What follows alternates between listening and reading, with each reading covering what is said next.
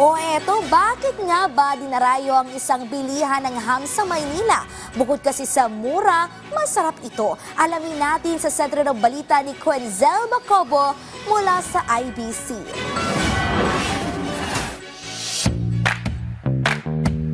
Isa si Nanay Marilu sa matyagang pumila ngayong araw para lamang makabili nitong dinarayong ham sa Quiapo, Manila. Kwento ni Nanay, suki na raw siya nito simula pa noong 1981. Since I was a child, dito kami dinadala ng pamilya ko. Bumibili kami every year na Christmas, sinasadya namin. At kahit nasa London na sila nakatira, ito pa rin daw ang paborito niyang ham tuwing umuwi sa Maynila. Masarap at saka very fine the way they cook, and it's really tender. The meat is tender.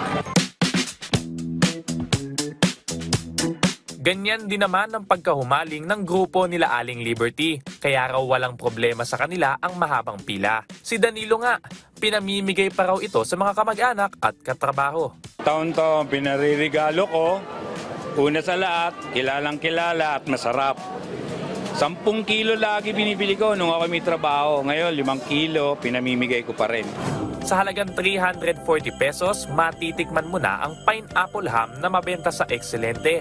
Ang per kilo naman ng iba pang ham ay naglalaro simula 800 pesos hanggang 1,920 pesos depende sa klase. Medyo may kamahalan ito kung ikukumpara sa ibang brands ng ham. Ngunit dinarayo pa rin dahil sa hindi nagbabago nitong recipe simula 1963 hanggang sa kasalukuyan. Itong tindahan ng Excelente Ham ay maaaring puntahan simula alas 7 ng umaga hanggang alas 6 ng hapon. Sa ngayon ay alas 10 pa lang ng umaga, ngunit makikita ang dami o ang haba ng pila. Bukod sa ham, patok rin sa mga mamimili ang garlic, hamonado at chicken longganisa.